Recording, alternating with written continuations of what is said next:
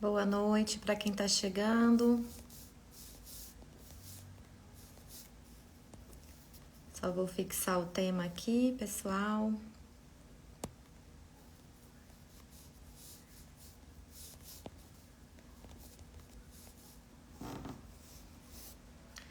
Boa noite para quem está aqui. Sejam muito bem-vindas, sejam muito bem-vindos à página Sementes do Florescer e ao terceiro episódio do Encontro com a Criança Interior. Hoje nós vamos falar, minha parceira Letícia Vidigal, do Ho'oponopono, e eu, vamos falar sobre a força do querer. Deixa eu convidar a Letícia aqui.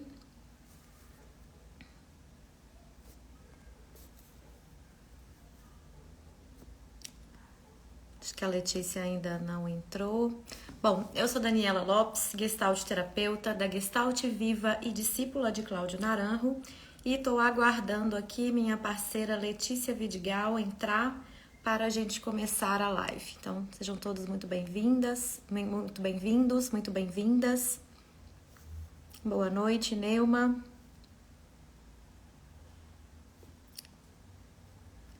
Só chamar a Letícia aqui.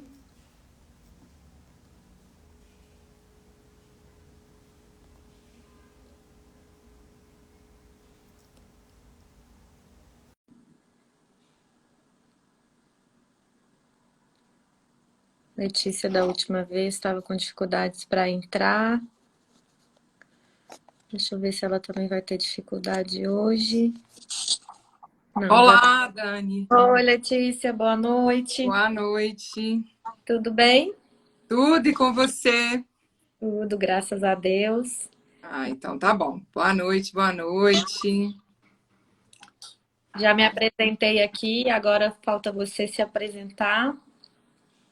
Tá ótimo. Então, meu nome é Letícia, eu sou da página Ho'oponopono Anjos, eu sou criadora da página Ho'oponopono Anjos, eu sou facilitadora e professora de Ho'oponopono da identidade própria. Esse Ho'oponopono que tem uma conexão muito forte com a criança interior, né? Valoriza muito essa relação e entende a importância que ela tem para as transformações que a gente deseja realizar nas nossas vidas, né? Então, é isso. Boa noite a todos que estão chegando aí. Boa noite, pessoal que está colocando aqui. Arlete, Bárbara, Elizabeth. Boa noite, Cristiane, Fernando. Boa noite, pessoal. Para todo mundo que está chegando aqui, nosso boa noite. Um prazer ter vocês aqui conosco.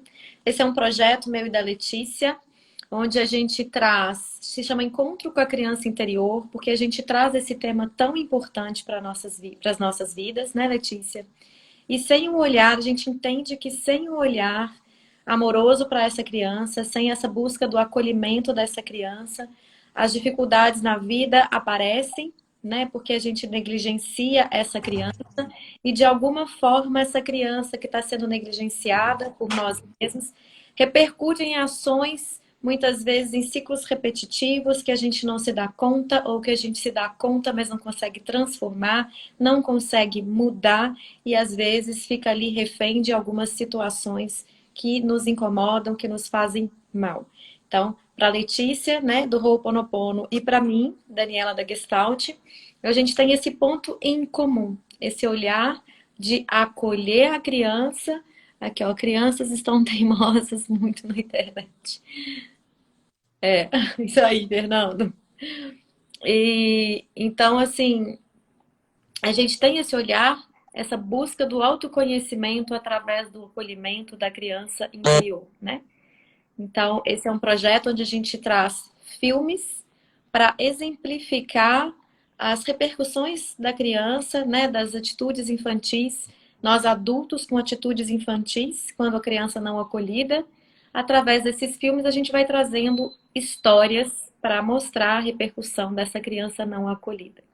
E o filme que nós escolhemos hoje foi, foi A Vida, Viva, a Vida é uma Festa, né, Letícia? E Letícia Isso. tem nos colocado a par dos filmes, tem ficado aí por contar as histórias para quem não assistiu.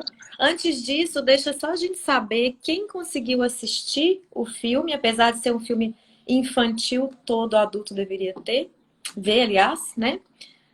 Alguém assistiu? Conta aqui pra gente.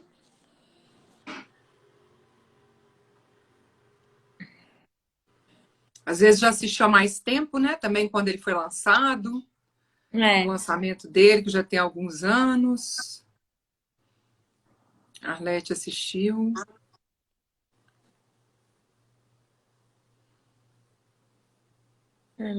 a Fernando falou muito bom. Conversar.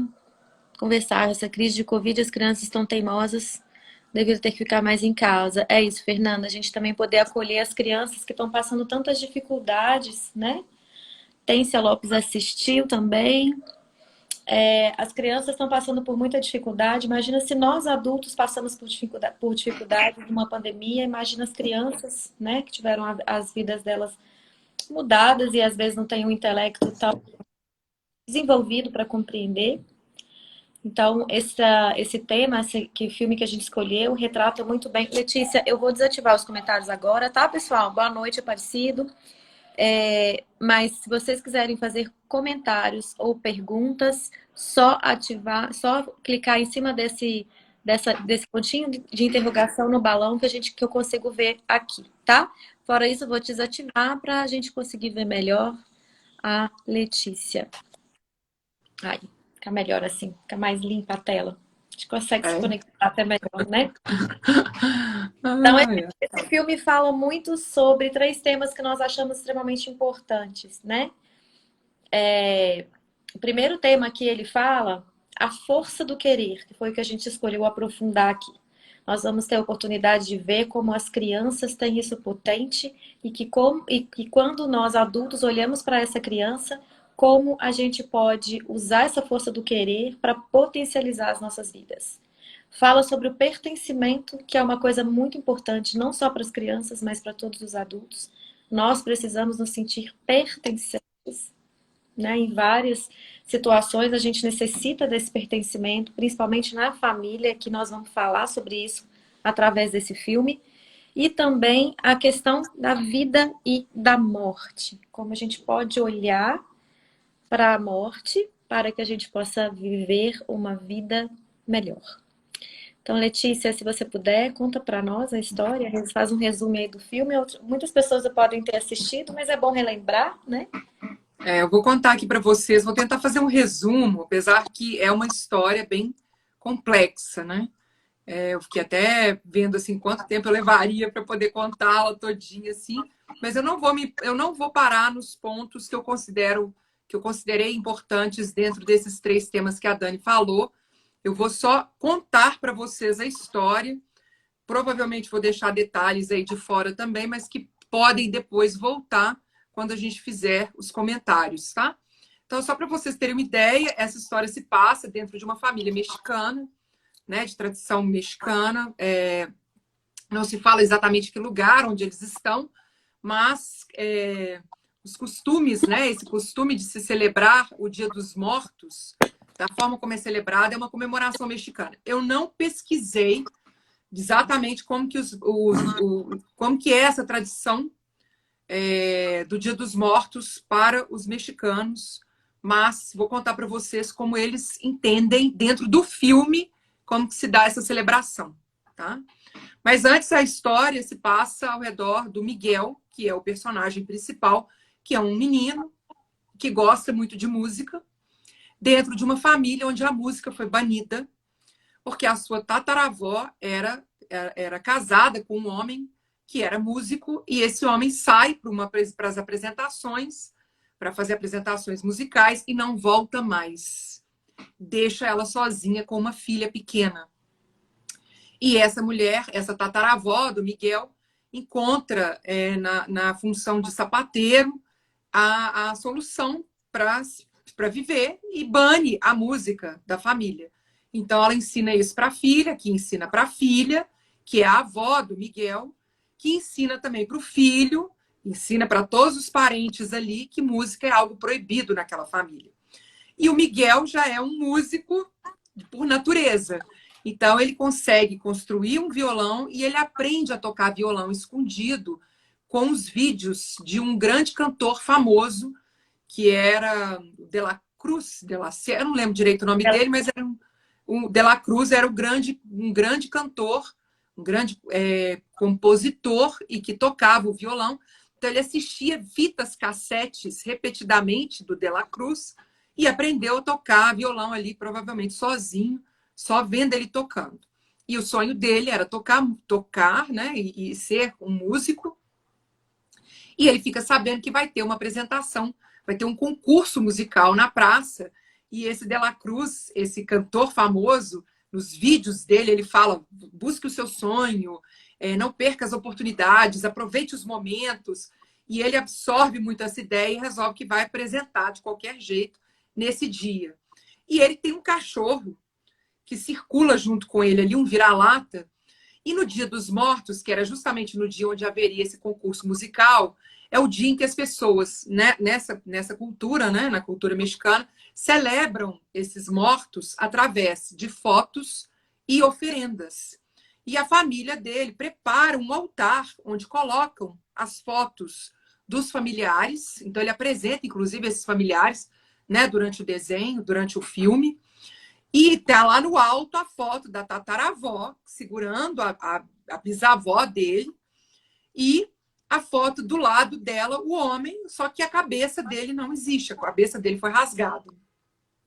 E esse cachorro, que era o companheiro dele, entra nesse lugar do altar, faz uma bagunça ali, derruba o porta-retrato, onde tinha a foto desse homem, e quebra o porta-retrato, e na hora que ele pega a foto, ele abre a foto e descobre que esse homem está com um violão.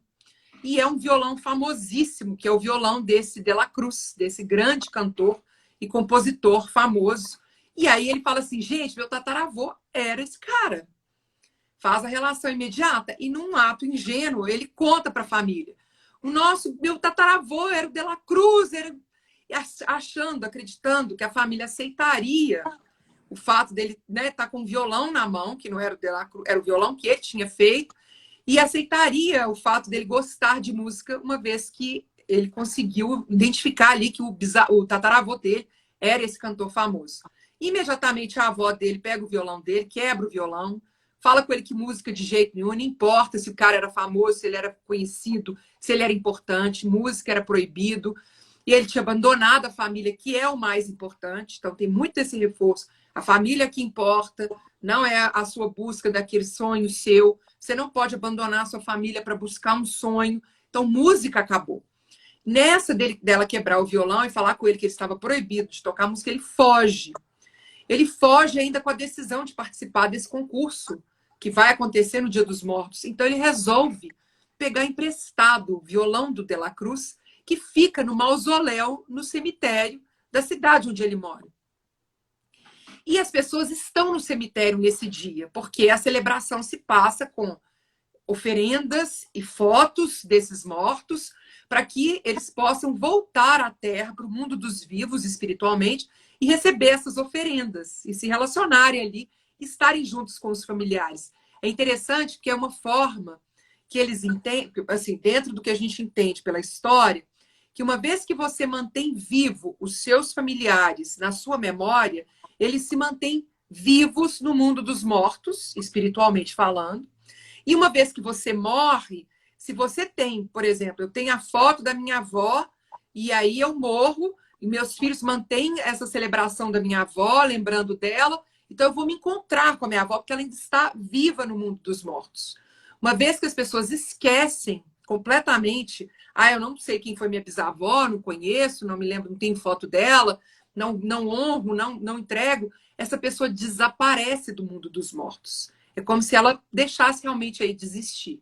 Mas enquanto ela tem pessoas que se lembram dela e deixam oferendas para elas, elas são lembradas, elas não são lembradas, elas continuam existindo no mundo dos mortos.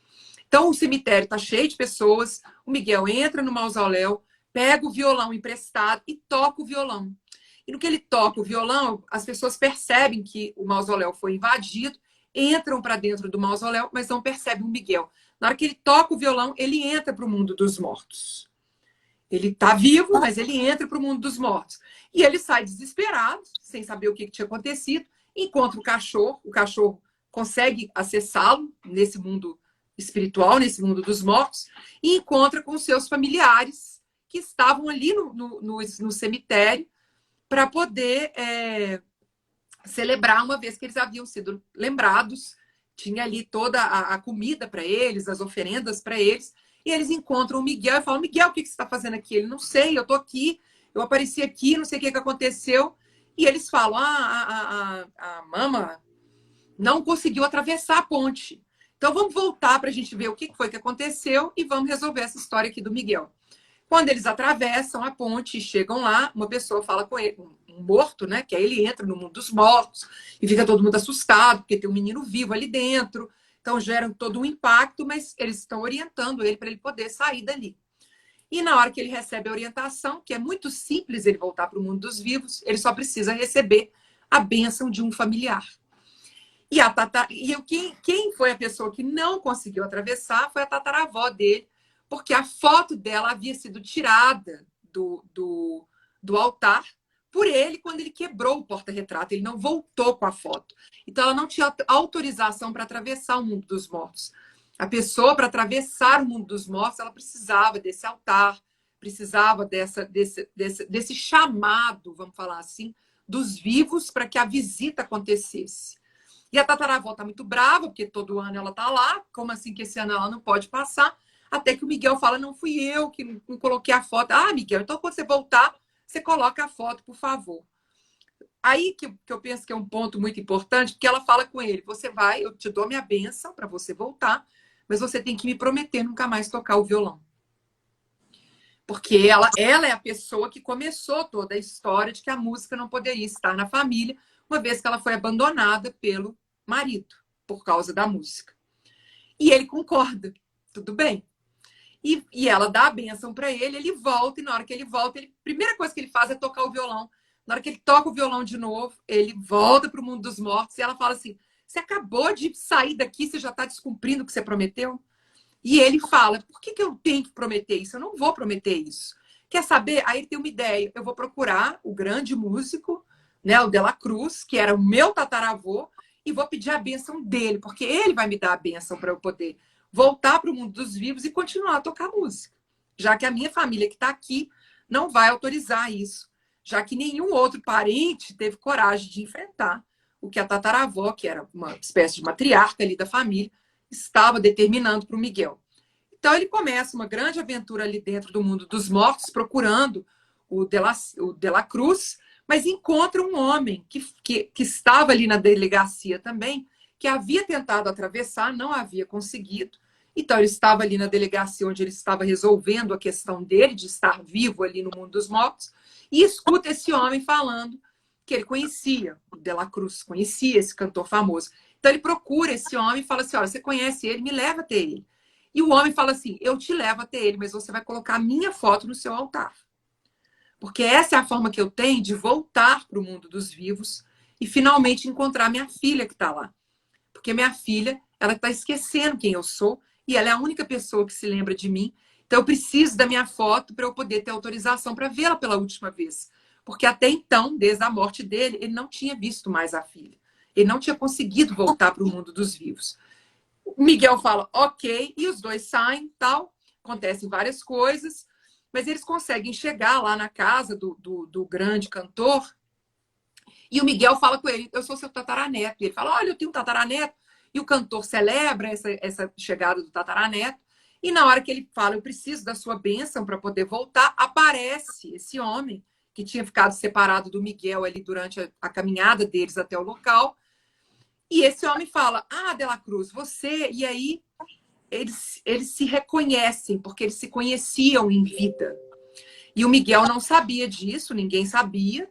E a gente fica sabendo naquele momento que o De La Cruz era famoso, como ele era, porque ele havia se apropriado da música daquele homem e havia assassinado aquele homem quando ele disse que ele ia abrir mão da carreira dele, que ele não queria mais mexer com música, que aquelas músicas eram coisas pessoais dele, que ele queria entregar para a filha. Então Então, ele ia tomar as músicas que ele tinha junto com o De La Cruz e ir embora para casa.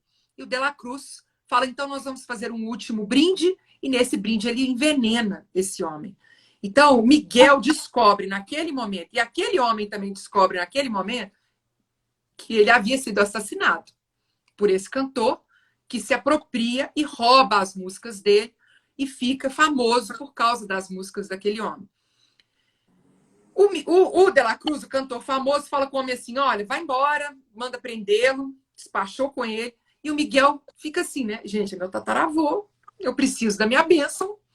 Fica super constrangido com aquela situação e fala assim, você me dá sua bênção? E o De La Cruz dá um clique na mente dele e ele fala assim, você vai voltar, você vai contar o que aconteceu, o que você viu aqui, então eu não vou te dar minha bênção mais. Você não vai voltar para o mundo dos vivos. E manda prendê-lo também. Quando os dois estão presos, eles ficam presos juntos, numa caverna profunda lá, onde tinha água e tudo. E quando ele encontra com esse homem novamente, na conversa dos dois, ele acaba descobrindo que o De La Cruz não é o tataravô do Miguel. Quem é o tataravô dele é esse homem que está na frente dele. Então ele descobre que ele caminhou, fez toda essa jornada até o De La Cruz para encontrar o tataravô, sendo que o tataravô era a pessoa que estava do lado dele o tempo todo. E o tataravô poderia dar para ele a bênção naquele momento, mas ele tinha a foto que o De La Cruz roubou, tomou dele. Então, o Miguel e esse homem, que agora eu não lembro o nome dele, ele chamava, você lembra? Ernesto? Ernesto. Então, o Ernesto, que é o tataravô dele, eles falam assim, a gente precisa recuperar essa foto, porque a sua bisavó, Miguel, que era a minha filha, que é a minha filha, está se esquecendo de mim. E se ela se esquecer de mim, eu desapareço. E se ela morrer, eu também desapareço e nunca mais vou encontrar com ela. Então começa essa busca para tentar sair da caverna. Eles conseguem sair, porque, inclusive, um detalhe importante, quando o Miguel foge da família, a família vai atrás dele.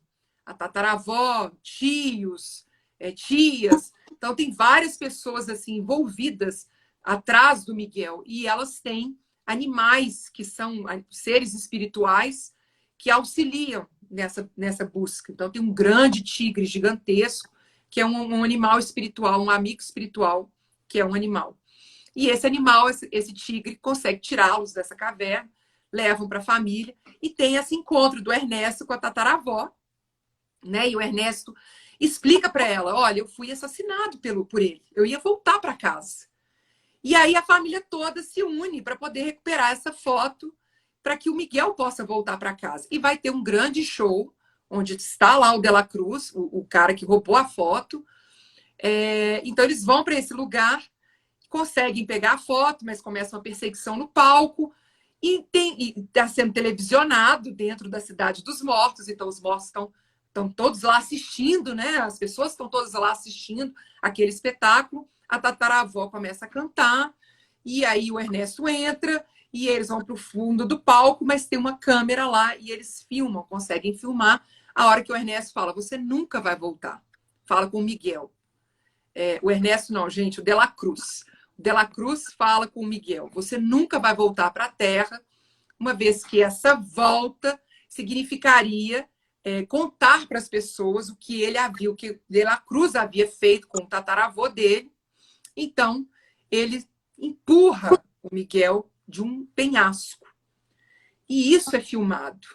E na hora que isso é filmado, as pessoas ficam em choque, porque elas escutam toda a história de que a música não era dele, que não era ele que tinha feito nada, que ele tinha matado o tataravô do Miguel e que agora estava matando ele também. Empurrando ele de um penhasco, porque afinal ele não era um menino, ele não era um morto, ele era uma criança viva que estava ali no mundo dos mortos.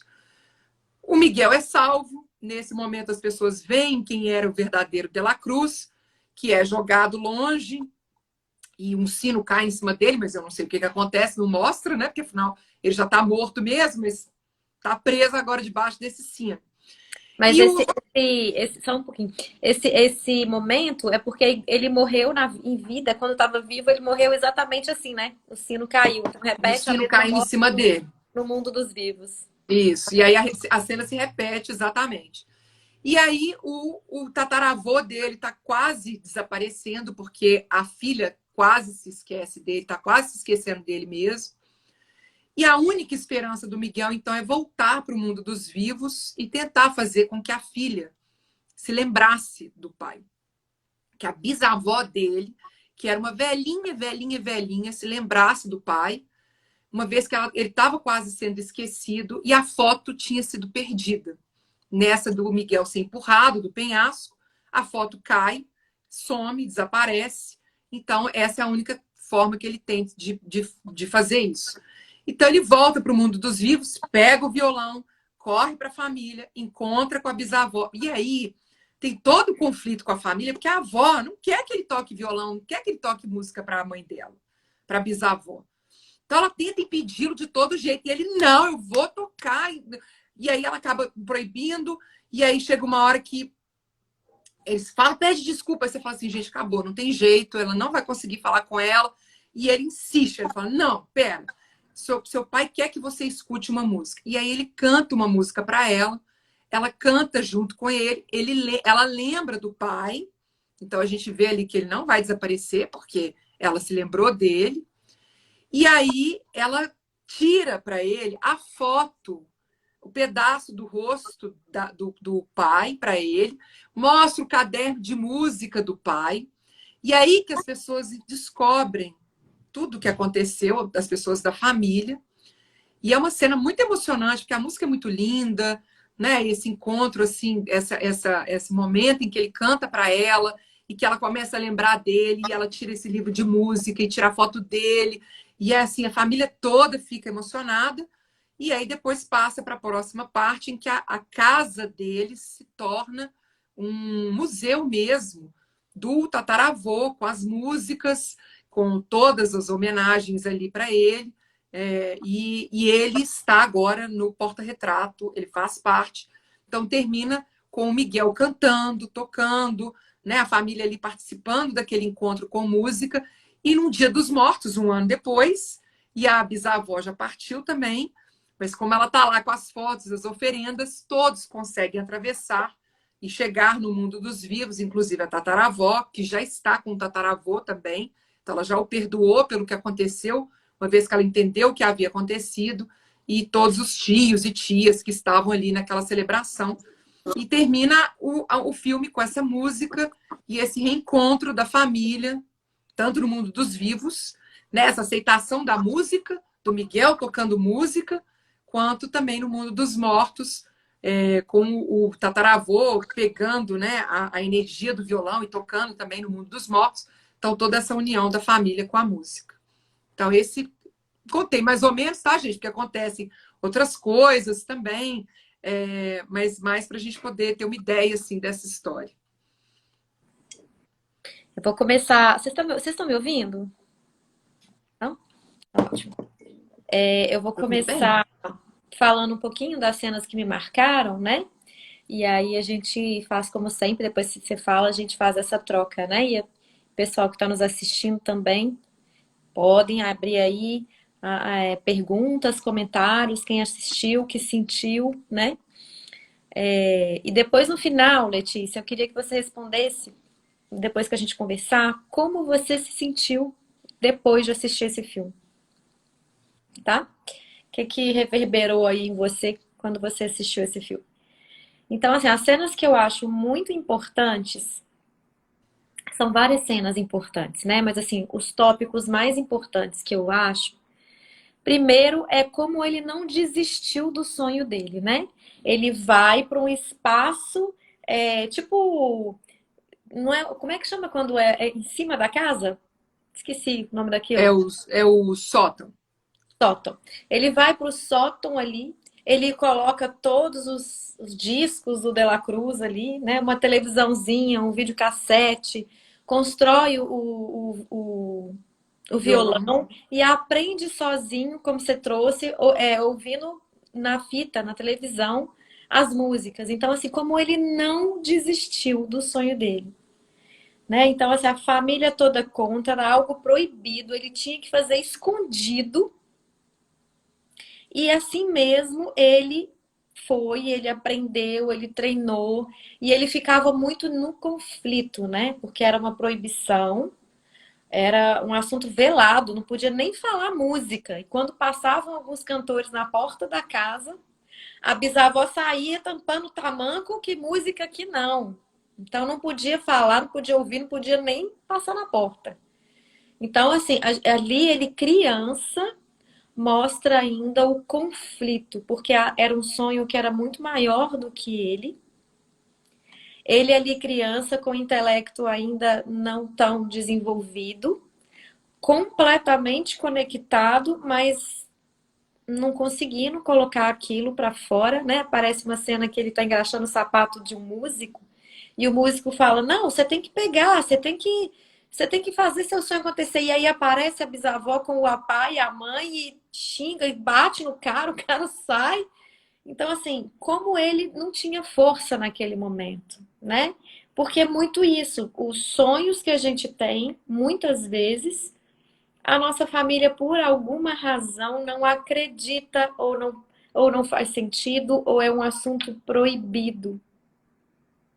E como a gente enfrenta verdadeiros conflitos, porque o pertencimento à família é algo extremamente importante. Mesmo quando a gente não tem consciência desse pertencimento, dessa busca clara, consciente, a gente vai vivendo e vai escolhendo atitudes que, que favorecem o nosso pertencimento e que apagam, né, os nossos sonhos e muitas vezes aquilo que a gente está querendo buscar para a nossa vida. Porque depois, lá na frente, no filme, tem uma hora que ele fala, né? Até com o Ernesto, ele fala: "Ah, você me falou e eu não ouvi. A família é algo, é o que mais, o que tem de mais importante nessa vida". Então, porque ele estava tão conectado com o sonho, e ele fica com raiva da família não deixar, que ele sai na raiva e vai realizar, vai buscar a realização do sonho dele. E aí começa todo o filme, quando ele vai parar, né, no mausoléu do De La Cruz e vai parar no mundo dos mortos. Então aqui a gente já pode parar um pouquinho para analisar o que que aqui dentro do nosso coração foi ou ainda é um sonho muito importante, mas que às vezes, não só que era um assunto proibido na nossa família, mas muitas vezes que a gente não recebeu apoio para realizar.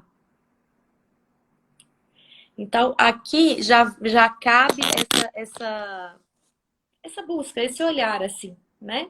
Que coisas na sua vida, a profissão que você escolheu, muitas vezes a profissão que escolhe é porque o pai acha bom, a mãe acha bom, né? Quantas escolhas a gente faz na vida por influência dos nossos pais, por essa necessidade da gente receber o olhar dos nossos pais. E, e muitas vezes, eu vou fazer um parêntese aqui para colocar, porque eu acho isso importante, e muitas vezes a gente não realiza os nossos sonhos, segue frustrado, porque escolheu uma profissão que não queria, porque deixou o sonho para trás, e passa o resto da vida culpando os pais, justificando que os pais não deixaram, ou que escolheu aquilo porque o pai, porque a mãe, e não se apropria de.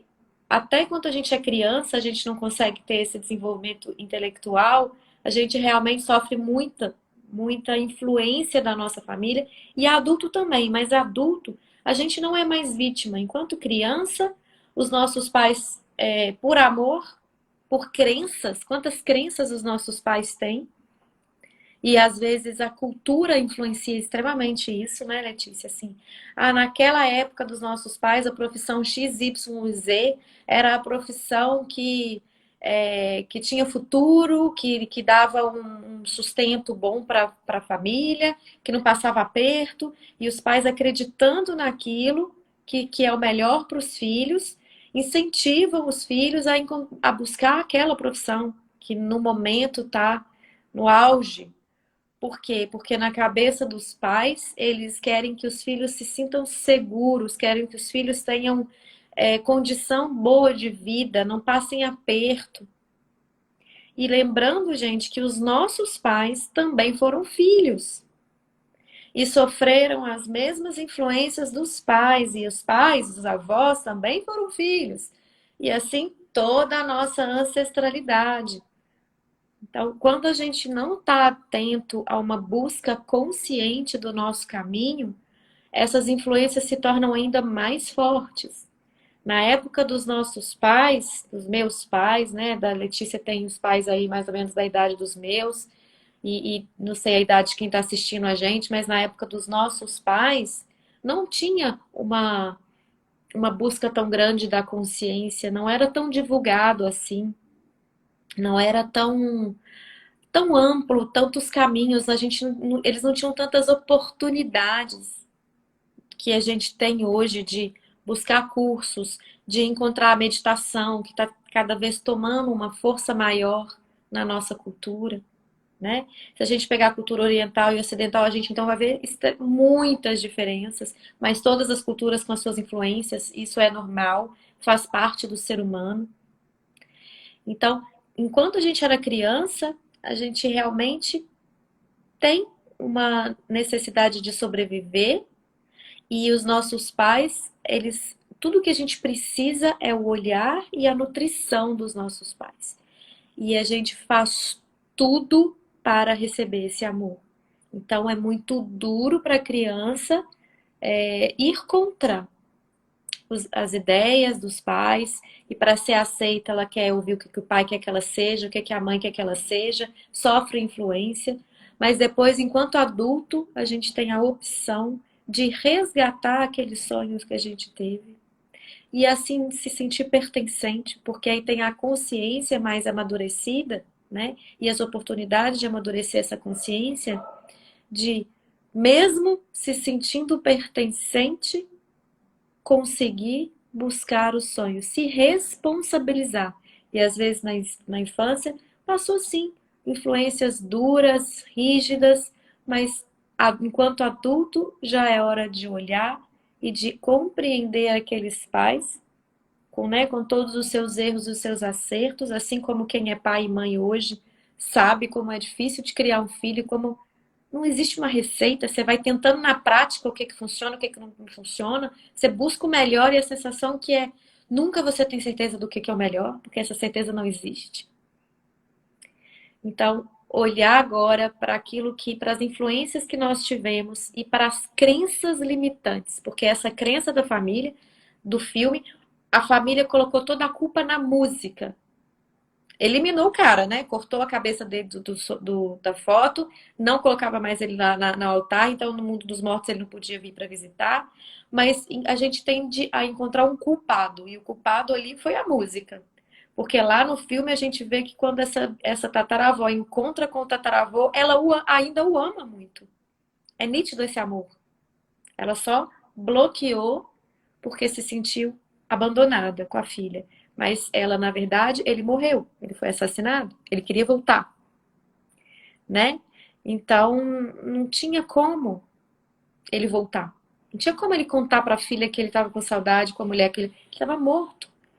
E aqui eu hago uma outra coisa também para a gente compreender que na nossa vida isso não precisa chegar né, na morte em si, mas na nossa vida quantas conclusões a gente tira por nossa conta e quantas vezes a gente coloca culpa, né, em algo ou em alguém sem conhecer todo lado da história, sem conhecer na íntegra a história. Então, eu queria comentar essa parte, Letícia, e depois a gente fala sobre as outras, porque são 3 temas, né? Aqui a gente tem só um comentário, deixa eu ler, o Aparecido falou assim, isso na época era verdade mesmo. Acho que ele está se referindo ao que eu falei, né? De cultura, profissão e tal, de influência. Queria te ouvir um pouquinho. É interessante, né? Porque tem uma cena, vou falar, pensando nisso, da questão da família, dessa influência, assim, em primeiro lugar, no meu caso, tem uma força muito. A família me influenciou muito naquilo que eu acabei escolhendo para o meu estudo, né? Porque a família da minha mãe era proprietária de escola em Belo Horizonte, e eu, sem saber muito bem o que eu ia fazer, acabei indo para pedagogia, entendendo que era aquilo ali que eu tinha que fazer.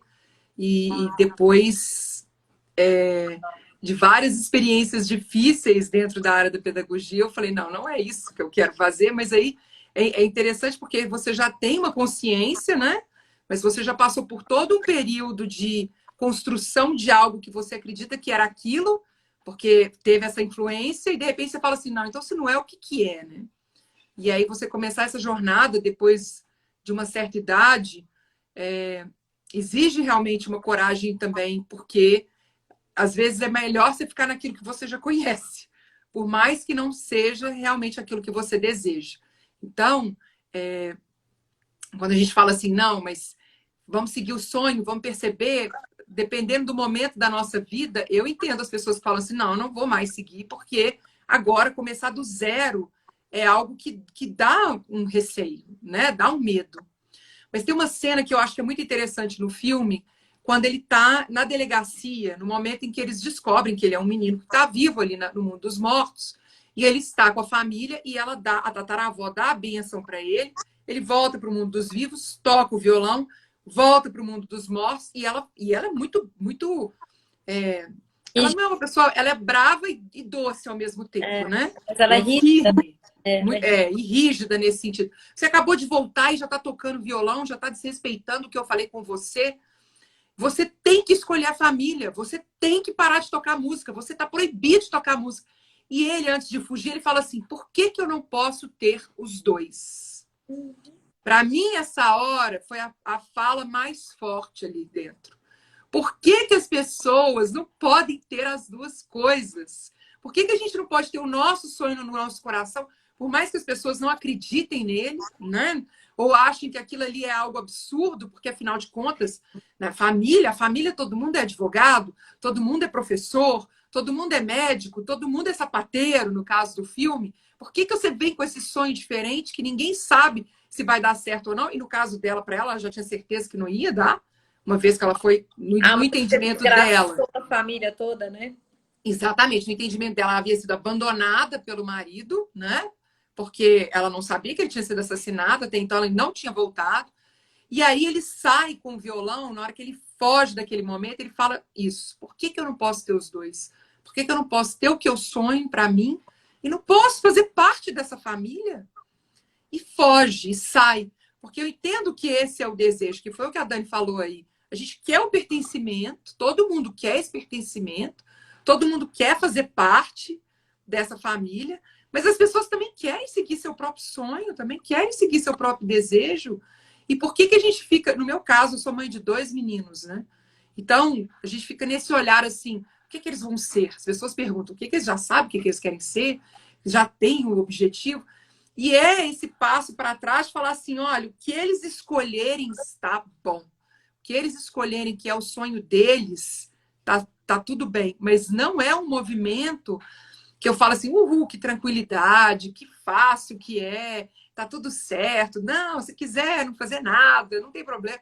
Não, tem uma certa expectativa de que eles façam boas escolhas. Mas esse boas é muito relativo, né? É um processo muito relativo. Porque boas para quem, afinal de contas? Boas para quê? Né? Boas para o quê? Para eles serem felizes ou para eu me sentir realizada através do que eles fazem?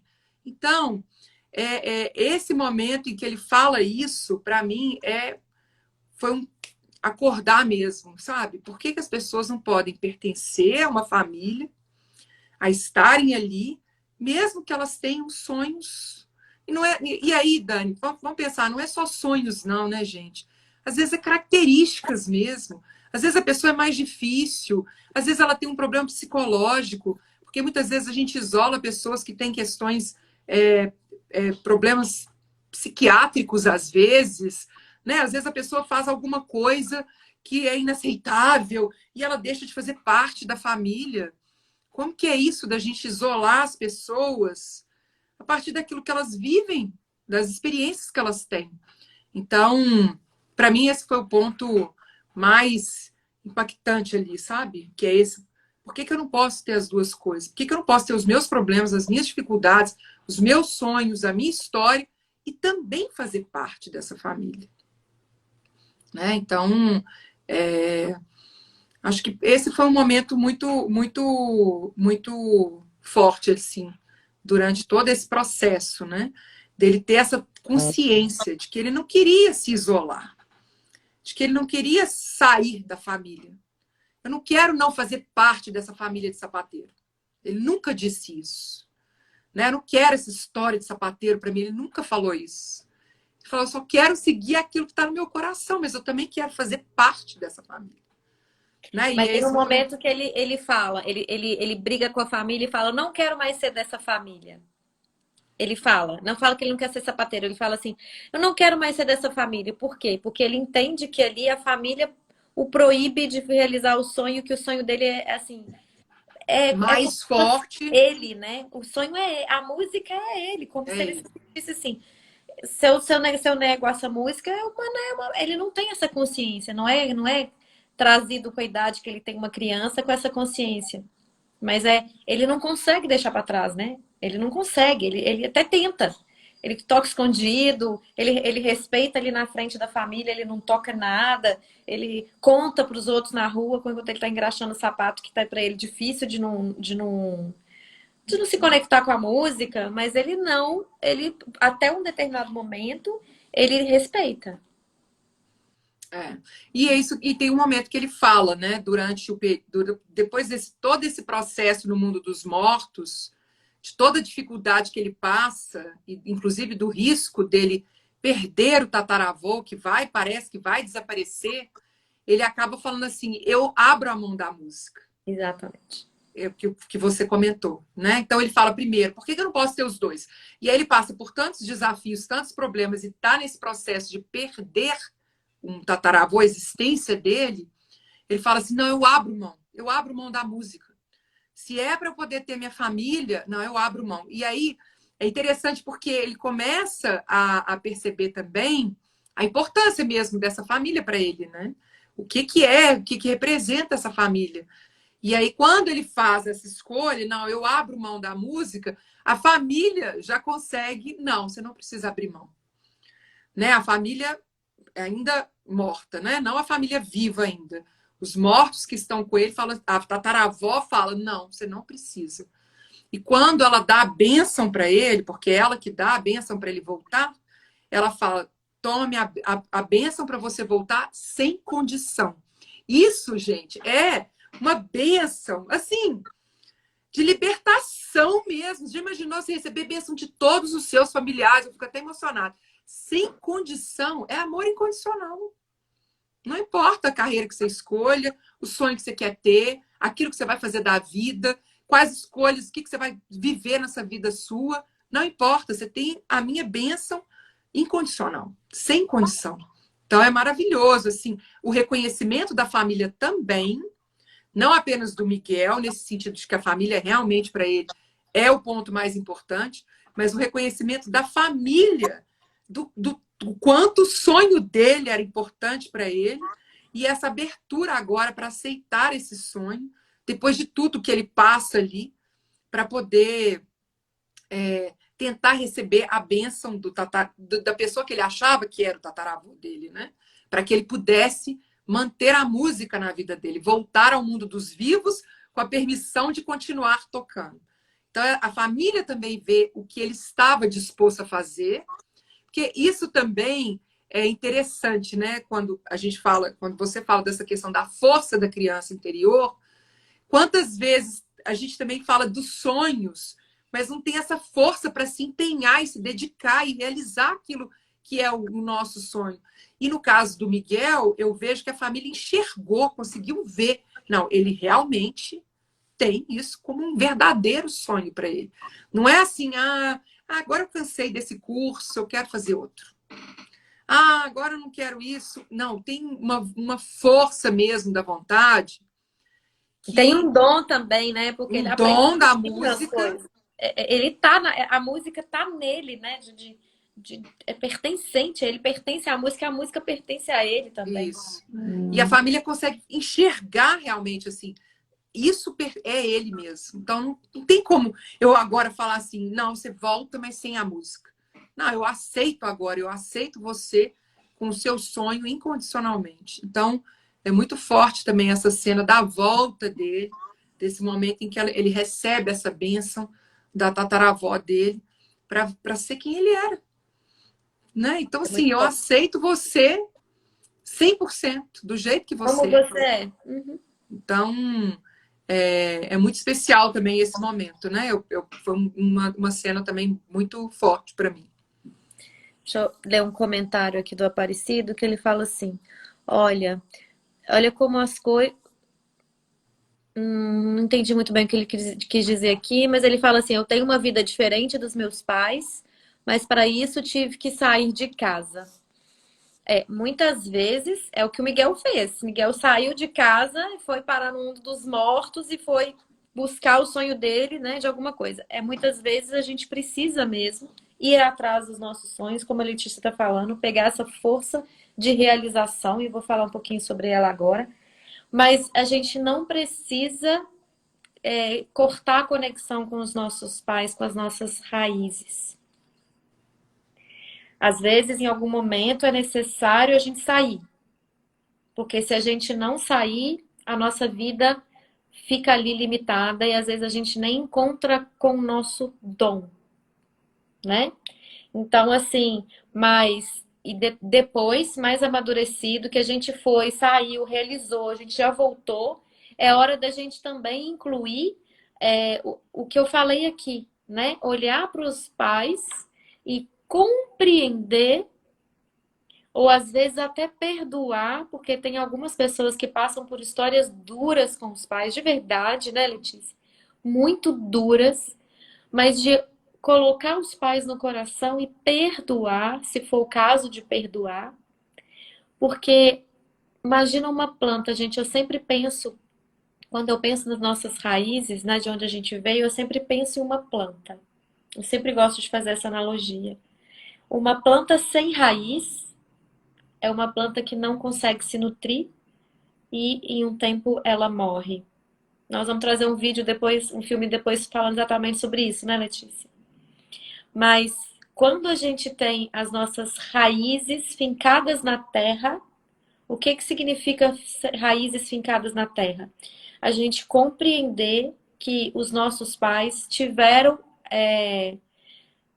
as razões deles para agir daquela determinada forma, né? Às vezes os pais não têm naquele momento a consciência do que estão fazendo, consciência clara das escolhas, acreditam de fato que estão fazendo o melhor para os filhos, são limitados em algumas outras situações, não conseguem olhar com um olhar amplo de conseguir enxergar aquilo que o outro precisa. Tem alguns pais que acham que são donos da razão realmente, né? E que não escutam os filhos, que não enxergam os filhos. Mas isso quando a gente é adulto, a gente já pode dar o passo de sair de casa para ir atrás em direção do nosso dom, dos nossos sonhos, mas em um segundo momento, voltar também um olhar para a nossa história. Quem foram os nossos pais? Qual foi o tipo de criação que o pai ou a mãe, os dois, tiveram? Como eram os avós? Como eram os bisavós? Porque quando a gente vai voltando na nossa ancestralidade, a gente vai se deparando com uma rigidez muito grande. Naquela época lá de trás, primeiro que as mulheres não tinham muito voz. O homem falava, as mulheres acatavam e pronto, acabou. O pai falou, a mãe podia até pensar diferente. Às vezes algumas mães acolhiam os filhos, né? Escondido dos pais, dos maridos, porque não podia nem se manifestar. Então, se a gente buscar na história e ver o que eles passaram, o que eles enfrentaram, e o quanto isso trouxe estrutura, solo firme, para a gente poder estar onde a gente está hoje, para a gente poder caminhar, isso só nos fortalece na nossa jornada. Enquanto a gente fica fazendo dos nossos pais o que essa tataravó fez com a música, botando só a culpa, sem ampliar o olhar, porque quando ela amplia o olhar, ela vê que o marido foi assassinado. Então ele não tinha como voltar, ele não tinha como contar, porque o De La Cruz se apossou de todas as composições dele, como se fossem, né, próprias, cantou, virou um sucesso, um fenômeno, e nunca mais se ouviu falar. Então, na cabeça dela, ele abandonou a família pela música. Assim é a compreensão dela. E quantas vezes a gente, na nossa cabeça, imagina que ou enxerga um lado só. Ah, meu pai é assim, minha mãe é assado, meu avô é assim, minha bisavó é assim. E a gente só enxerga um lado, mas a gente não sabe o por trás da história, a gente não sabe o que eles passaram para agir daquela forma. Então, pegar a força do querer de uma criança é a gente conseguir não desistir daquilo que a gente precisa fazer, como o Aparecido disse aqui, às vezes em algum momento é necessário sair de casa, e isso é dolorido, né? É doído. A gente precisar sair de casa para poder realizar um sonho é doído para quem sai, é doído para quem fica, porque para os pais também que ficam pode haver uma sensação de rejeição. Meu filho me aceita, meu filho me rejeitou e foi embora, dependendo da forma como sai, né? Dependendo da forma como sai mais tranquilo, a pessoa consegue conviver, saiu de casa, mas ainda tá lá na família, tá os dois, tá pertencendo, né? Tá indo atrás do sonho. Mas em algumas situações existem rupturas mesmo dentro da família para que se possa ter a força de seguir em frente. E quanto mais a gente tem isso inconsciente, mais difícil se torna um resgate das nossas raízes, quando é o caso de fazer esses resgates, ou assumir a força do nosso querer para fazer aquilo que a gente quer e que a gente sonha. Então, o trabalho do autoconhecimento, no meu ponto de vista, é um caminho para a gente tirar o véu da cegueira dos nossos olhos, conseguir ampliar o olhar, enxergar a gente e o outro, porque quando a gente está com a nossa criança ferida por alguma razão, seja porque a gente não conseguiu realizar nosso sonho, porque a gente entendeu que para realizar os nossos sonhos a gente precisaria romper com os pais ou com a família e a gente não quis, né? Tipo assim, a gente escolheu, como o Miguel fala em algum momento do filme, ah, a família é mais importante. A gente achou que naquele momento a família, a gente não daria conta sem a família, então a gente opta por ficar ali, por escolher a profissão que o pai quis, que a mãe quis, a vida que o pai e a mãe quiseram para o filho, né? Que fazem com boa intenção, mas que às vezes não escutam e não enxergam quem é o filho de fato, como você falou, né, Letícia? Melhor para quem?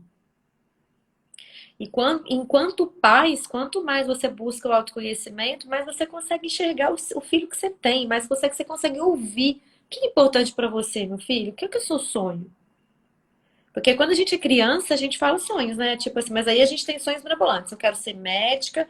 Eu lembro do meu irmão que ele falava que ele queria ser médico, astronauta, bombeiro, e não lembro qual que era a outra profissão, tudo junto. Eu falava, nossa senhora, mas que espetáculo, né? Que horas que vai viver? Não tem, né? Então, assim, mas a gente tem um sonho forte. E muitas vezes a gente não sabe qual é.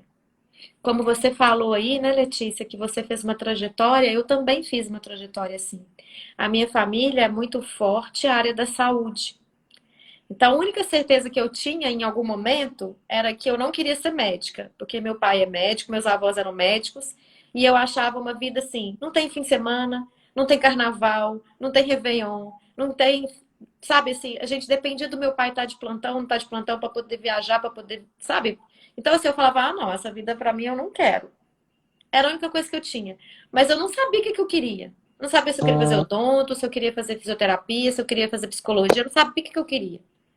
E eu acabei fazendo fisioterapia porque o meu avô materno, teve um AVC. E ali eu comecei a entrar em contato com a fisioterapia, porque fisioterapia na minha cabeça era só assim, quebrou o braço, vai lá e faz uns exercícios assim, ó. Só isso e tá tudo feito, tá tudo pronto. E eu fui desvendando um mundo que eu achei muito interessante, porque era de fazer junto com o paciente. E eu fui parar na fisioterapia, e a fisioterapia para mim foi assim extremamente importante para eu conhecer o corpo. A Gestalt tem uma conexão profunda com o corpo. Então, quando eu olho para trás hoje, eu falo assim, nossa, que sentido que fez eu fazer fisioterapia primeiro, porque tudo tem um sentido, nada é desperdiçado. Mas depois eu queria mais, porque eu olhava, eu fazia uma pergunta nas avaliações para os meus pacientes, eu falava assim, por exemplo, Letícia, quando foi que você começou a sentir dor nas costas? Aí a pessoa me respondia assim, ah, foi quando o meu neto nasceu. E eu falava assim, ah, entendi, mas quando foi que seu neto nasceu? Foi quando a minha segunda filha foi morar nos Estados Unidos. E eu falava, gente, pera, qual o momento que eu não entendi, que, né, que tipo, eu não tava lá para ver? Eu falava assim, não, dona fulana, mas qual data? Ah, deixa eu pensar. Eu acho que foi quando meu marido começou a ficar só em casa. As pessoas não me falavam data, elas não me falavam nada tempo, elas me falavam um episódio, um momento emocional. Se a pessoa sabe assim, foi quando meu neto nasceu dia 4 de outubro, tal. Então, pá, foi nesse dia. As pessoas não esqueciam. E aquilo começou a me chamar muita atenção. Eu falava, gente, as pessoas são muito conectadas com a emoção.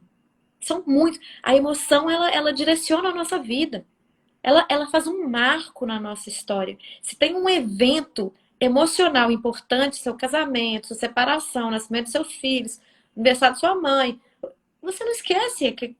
A gente fala assim, não, tem certeza absoluta, porque foi no dia do casamento do meu irmão. A gente não esquece. E aquilo começou a me chamar muita atenção. Eu falava, gente, pera, que eu tenho que. Tá faltando uma parte. Porque eu tô olhando a pessoa de um jeito, tá faltando uma outra parte. Então, como eu já tinha essa busca do autoconhecimento, eu fui. Eu falei que quando a gente tá. O momento também chega, a vida traz as coisas assim pra gente. Quando você se abre, precisa ter uma abertura. Eu estava aberta para buscar. Na hora que eu abri para buscar, eu fui conhecer a constelação familiar e conhecer a Gestalt terapia logo em seguida. Comecei a fazer a formação em Gestalt terapia para autoconhecimento e me encantei profundamente. E quando eu me encantei, para os meus pais foi muito difícil. Primeiro que durante a formação, como é uma formação vivencial, experiencial, nós revivemos nossas histórias, né? O encontro com o nosso ego. Então é duro, é árduo. Às vezes a gente chora. Então eu chorava muito. E os meus pais não compreendiam como que eu fazia uma coisa que eu ficava buscando chorar. E eu ainda falava que era bom. Mas, sabe, não dá para entender. Você só fica chorando e como é que você fala que é bom? Ainda indica. E a dor do meu choro era uma dor de enxergar a minha limitação, de enxergar. Não era uma dor assim de que eu sou pobre, coitada, coitado. Não, era muito pelo contrário. Era uma dor de enxergar, às vezes, o que eu fazia comigo. E depois eu aprendi que a dor de permanecer na cegueira era muito maior do que a dor de descortinar, né? As minhas dificuldades, o meu ego. E aí foi um caminho que eu me encantei, assim, que eu mergulhei de cabeça e hoje direciona a minha vida, hoje é o meu sonho, hoje eu tô igual o Miguel.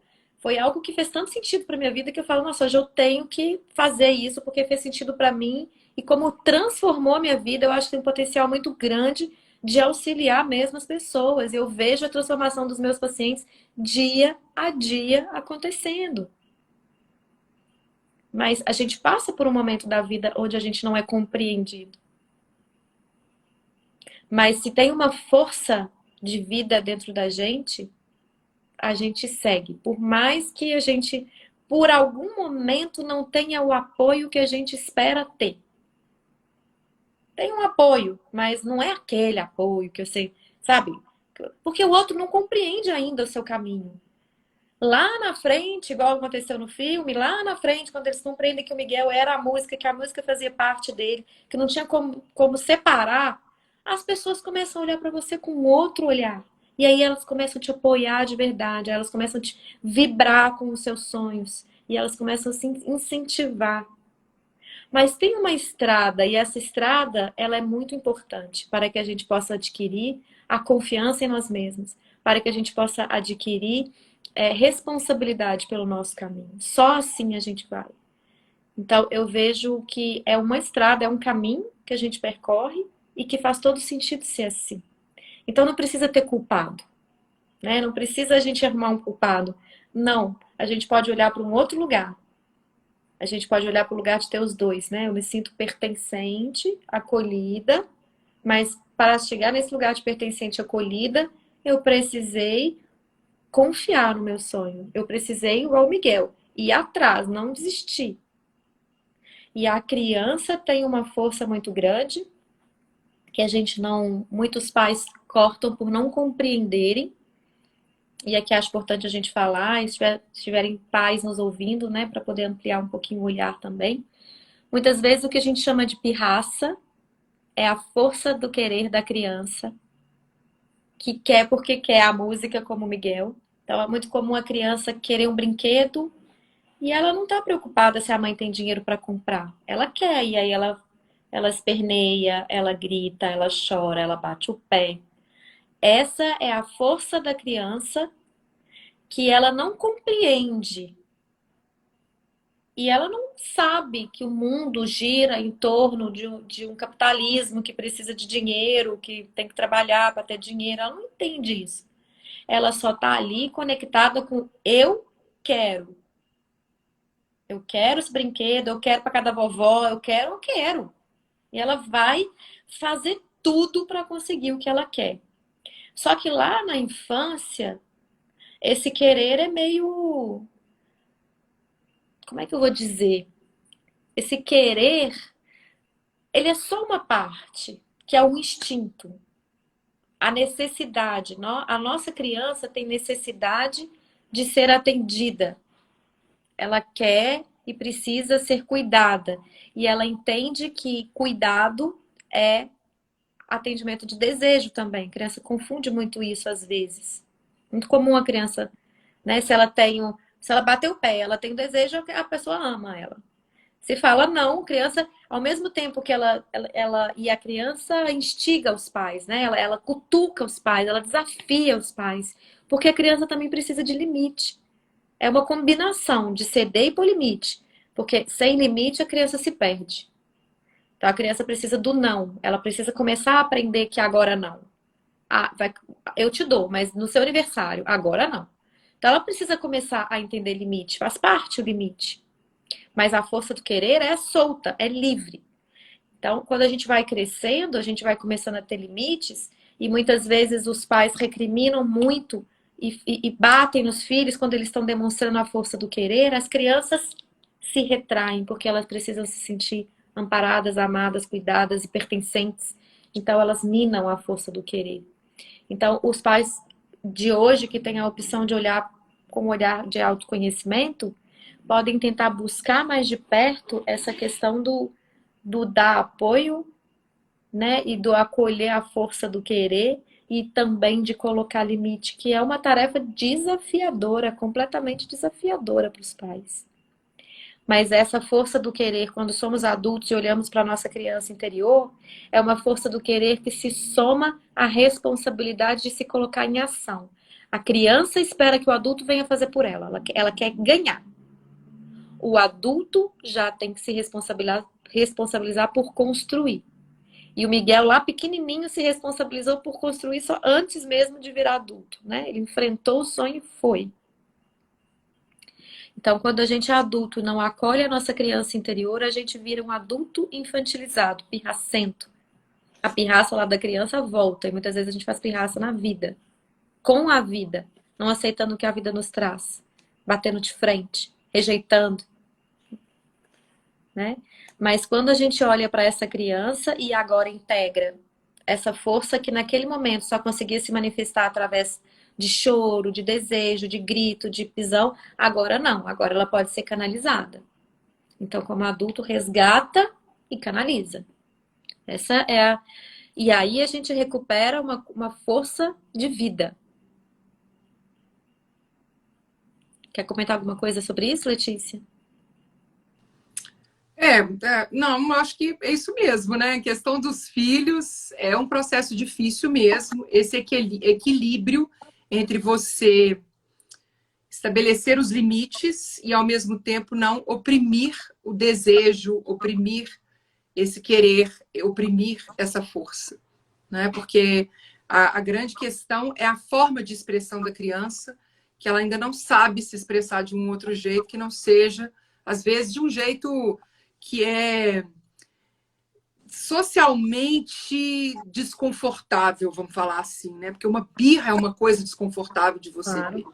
Não é uma coisa que você fala assim, nossa, que legal, tô fazendo birra, tá lá na força do querer. Não, você fala assim, gente, esse pai não vai botar limite nesse menino. Normalmente esse é o pensamento que a gente tem, né? Então, e no caso, eu como mãe, por exemplo, esse é o pensamento que eu tô falando agora, porque esse é um pensamento que vem para nós, não sei, quando a gente vê um filho fazendo birra. Provavelmente estão pensando, eu sou uma mãe ruim, porque eu não estou sabendo pôr limite, eu não estou sabendo controlar as emoções, ajudar meu filho aqui a controlar o que ele está sentindo.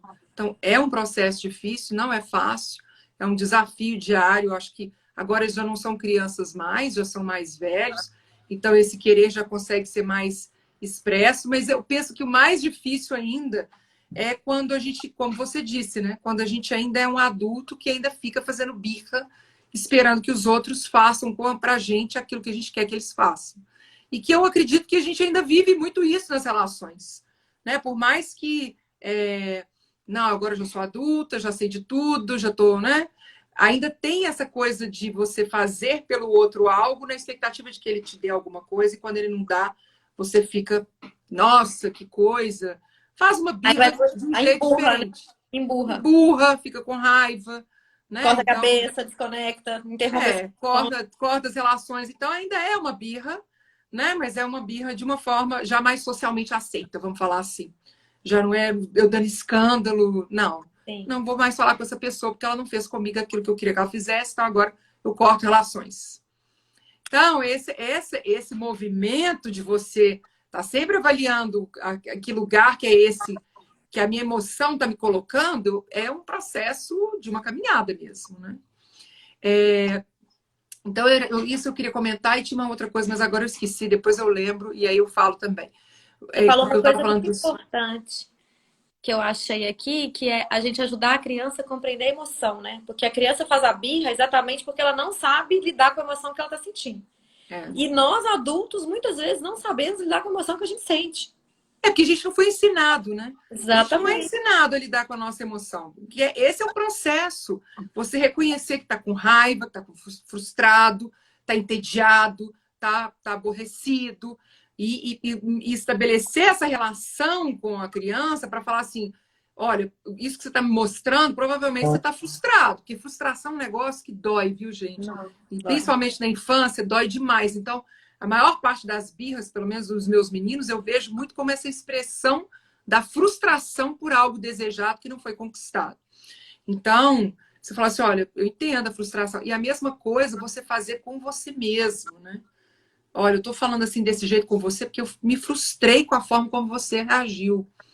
E a gente não fala isso, a gente só corta, a gente só... Então, é uma caminhada, ficar nesse processo mesmo de você estar se olhando e errando, e depois falando, olha, eu errei, mas porque eu fiquei com raiva, eu me senti Reconhecendo. desrespeitada, né? Eu senti que você me desrespeitou nesse momento. Então, é uma caminhada de descobertas para que a gente possa estabelecer esse diálogo e finalmente amadurecer emocionalmente, porque é isso, eu penso que muitas vezes a gente acaba reagindo também como crianças porque não tem a maturidade, não é que não tem a maturidade, mas não sabe reconhecer o que está sentindo, porque não foi nos ensinado pelos adultos, porque eles também não sabiam. Claro. Né? É isso que a gente está falando, que você falou aí. Não existia esse processo de autoconhecimento, de busca, de reflexão antes. A vida era aquilo ali e vamos embora. Sabe? Não, nem Você podia fez. expressar sentimento Não nessa época. podia, você A fez criança não birra, era você nem escutada. apanha. Criança não era ouvida, Exatamente. não, mãe. Criança, um tempo Exatamente. atrás, não tinha espaço para falar o que está sentindo, se queria ou não queria, não. Queria o que o pai e a mãe queriam para ela, e pronto, acabou. Não tinha, Isso. não era nem ouvida.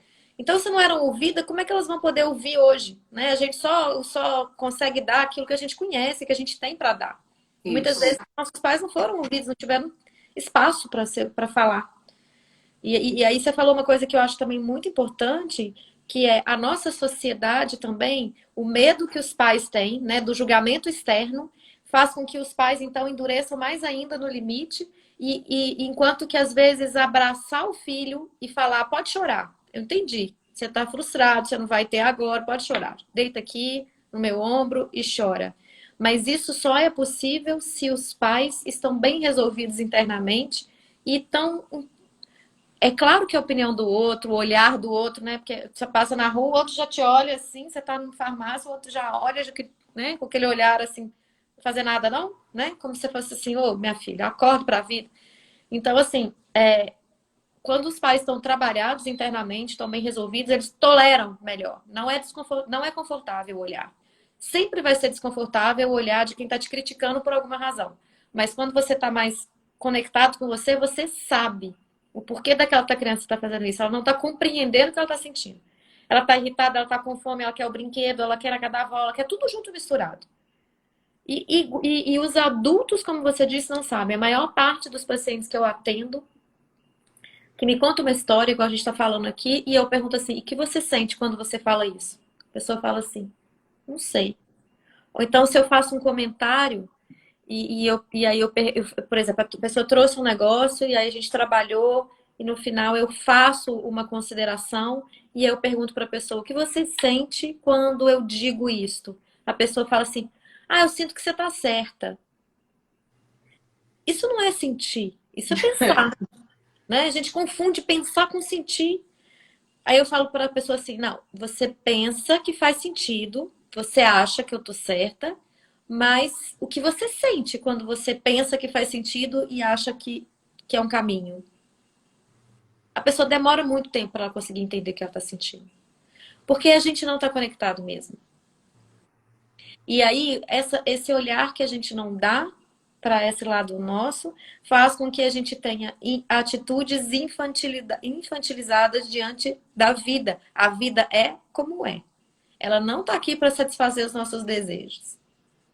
E a gente, às vezes, bate de frente com a própria vida porque a gente queria que não fosse desse jeito. E a gente fica fazendo pirraça com a vida ali bastante tempo, porque para a vida tá pouco importando se a gente está fazendo pirraça ou não. A gente quer assumir, que lide com a nossa pirraça, porque a vida não vai parar porque você está fazendo pirraça, porque você queria que ela fosse diferente, nem vai mudar porque você queria que ela fosse diferente. Ou você pega para fazer diferente, ou vai continuar tendo os mesmos resultados. É simples assim. Não tem outra escapatória. E eu queria, Letícia, que você falasse um pouquinho, que faltou a gente falar aqui. Antes, deixa eu só ler um comentário aqui. Aparecido fala: que maravilha de live. Obrigada, Aparecido. Nós ficamos felizes aqui com os seus relatos. Grata por compartilhar a sua experiência também. Como que você enxerga essa questão da vida e da morte também que aparece no filme, né? Como fica isso para você? Para mim, é uma visão de uma cultura, né, que tem um entendimento da morte de uma determinada forma, mas há muito tempo, para mim, a morte é uma passagem para alguma outra experiência, né, numa existência é, eterna mesmo que nós temos. Então, eu avalio, eu não penso muito sobre a morte, não, mas em alguns momentos eu penso pela questão de ter filhos. Eu acho que a presença dos meus filhos na minha vida, pelo fato de ter filhos, esse assunto eu preciso muitas vezes lidar com um pouco mais de consciência a respeito dele, no sentido assim, de que se eu acredito que é uma passagem, se é um momento de. Mas não é um fim, então, não que eu esteja aberta para perder filhos nessa vida, mas que é uma busca mesmo, né? Dessa consciência das pessoas que partem e de que existe uma energia, algo que está presente ainda. Mas foi interessante ver como que eles, nessa cultura, eles lidam com essa questão da morte, né? Como que é a força da ancestralidade. Isso, para mim, é mais forte nessa questão dos mortos do que até mesmo a morte em si, né? Porque para eles essa morte é uma morte que ainda tem vida. Até enquanto você é lembrado, você está vivo. Nesse mundo dos mortos, você tem, como eu falei, né, que eles estavam numa delegacia. O mundo dos mortos ele funciona como um mundo dos vivos, com vários apresentação de show. Tem o cara lá que é cantor famoso, tem a delegacia, tem os policiais, tem pessoas que trabalham com bonde, tem pessoas que trabalham com determinadas coisas. Então, enquanto você é lembrado, enquanto você está na memória de alguém vivo, você está vivo nesse outro plano. No momento em que você não é lembrado mais, aí que você desaparece, mas eles não sabem o que acontece. Eles não têm a resposta para esse fim. O que isso significa, né? Mas para mim, o que foi interessante foi ver essa força da ancestralidade, da força de estar honrando mesmo essa ancestralidade e de reforçar a lembrança dessa ancestralidade. Quer dizer, o Miguel sabia quem era a tataravó, sabia a história da tataravó, porque ela estava ali sempre sendo lembrada, sempre sendo honrada, sempre recebendo as oferendas. Então, isso é muito forte também no filme, né? Então, essa questão da morte, para mim, é algo que eu vou sempre refletindo, sempre pensando. No caso do Ho'oponopono, acredita-se em várias vidas. No Espiritismo, acredita-se em várias vidas. Budismo acredita em várias vidas. E até no caso de algumas outras religiões que não acreditam em várias vidas, acreditam nessa vida eterna, né? De que essa aqui é uma experiência que a gente está tendo nesse planeta. E muitas vezes eu penso sobre isso também. Gente, isso aqui é uma experiência. O que essa experiência está me ensinando? Ao invés de colocar isso aqui é, nossa, é algo enorme na minha vida. Não, é mais uma experiência. Vamos ver como que isso vai se resolver, né? Então, é um pouco isso. Eu vou trazer aqui uma visão um pouco diferente, assim, né? Eu também penso, a gente compartilha dessa crença de várias vidas, né? E de morte como passagem. Mas eu vou trazer aqui um outro olhar para essa história, que é quantas mortes, pequenas mortes, nós não escolhemos em vida.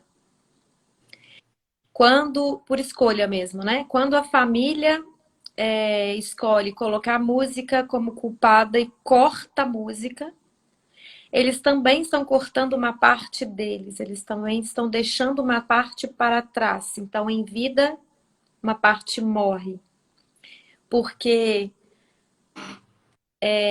todos naquela família tinham uma conexão com a música, né? Todos, tanto que no final do filme que o Miguel consegue tocar a música dele é uma alegria, é uma festa e os vivos e os mortos compartilhando desse desfrute, dessa alegria desse incluir essa parte importante, né, para cada um. E, então, assim, eu aprendi muito isso com o Cláudio, né? Cláudio Naranjo, que é o meu mestre da Gestalt terapia. O Cláudio falava assim: nós vivemos como se não fôssemos morrer.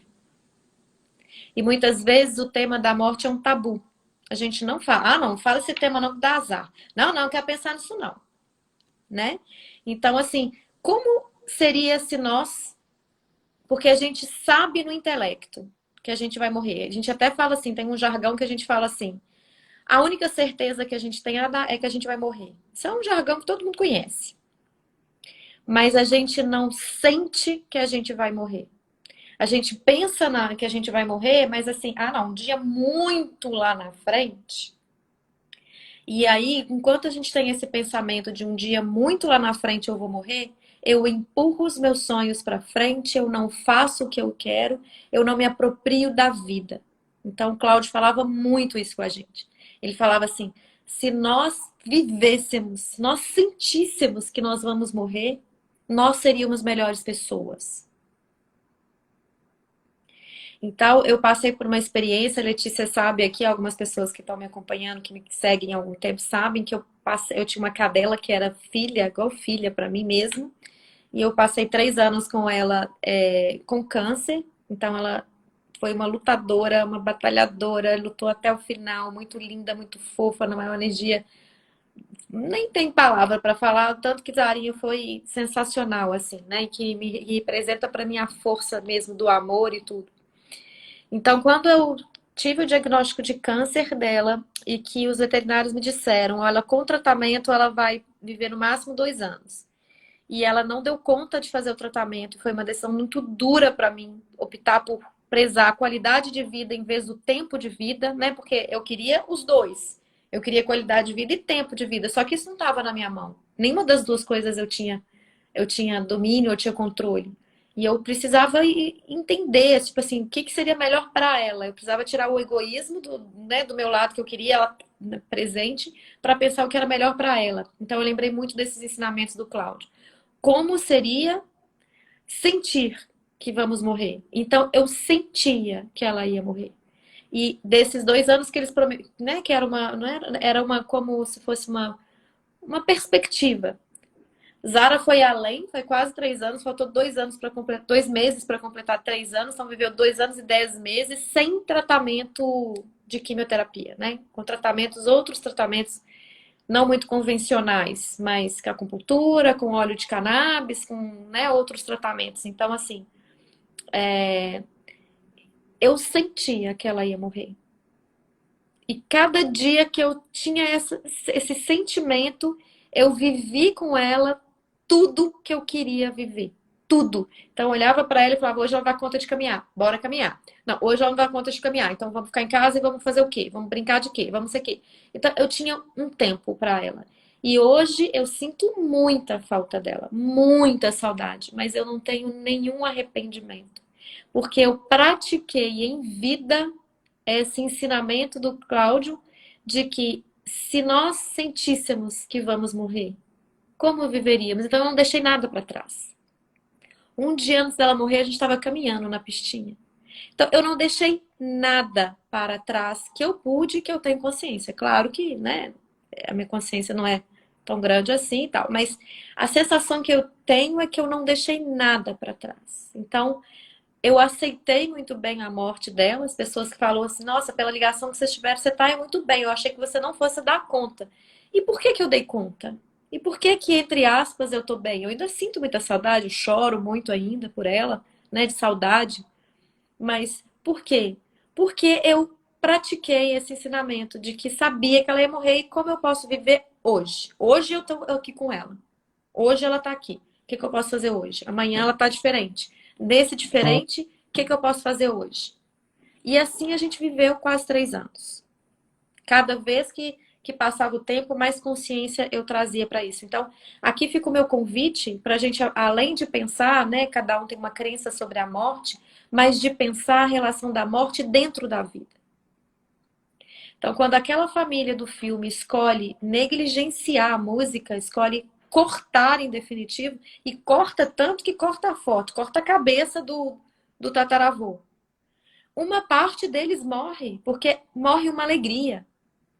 Aquela família não tinha alegria até então. Não era explícita a alegria como ela é quando Miguel canta no final do filme, quando eles integram a música. Então eu fico convido vocês para refletirem o que na vida de vocês vocês estão deixando morrer em vida. Porque esse é o sentido de pensar na morte. Um dia sim nós vamos morrer. Mas vamos parar de só pensar que um dia nós vamos morrer, vamos sentir que um dia nós vamos morrer.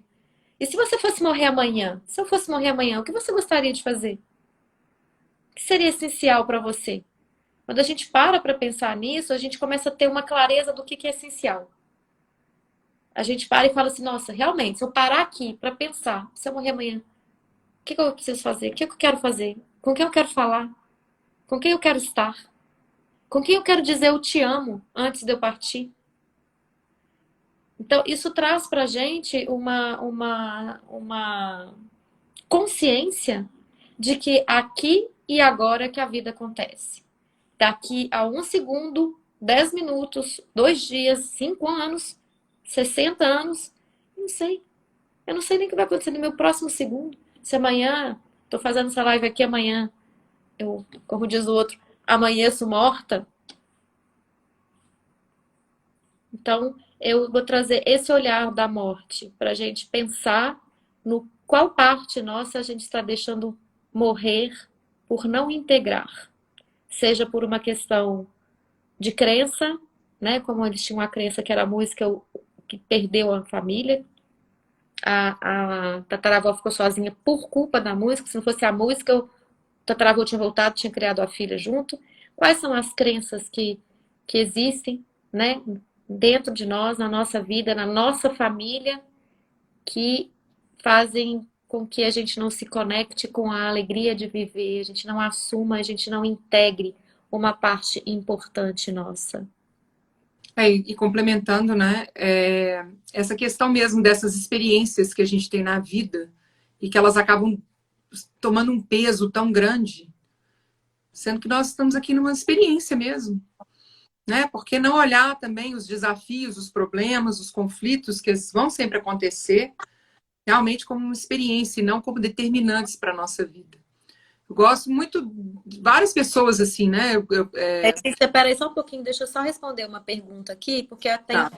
a Dionete, acho que é isso mesmo, se eu estiver errado, você me desculpa falando seu nome. O filme que nós estamos falando é Viva, a vida é uma festa, porque ela fala, qual filme você está falando? Eu cheguei agora, estou amando esse papo. A vida é uma festa. Depois você assiste com esse olhar, é um convite para a gente assistir um filme infantil com um olhar de adulto. Desculpa, Letícia, pode seguir. Não, e também vários autores e pessoas que trabalham também, médicos que trabalham com pacientes que estão realmente para morrer mesmo, né?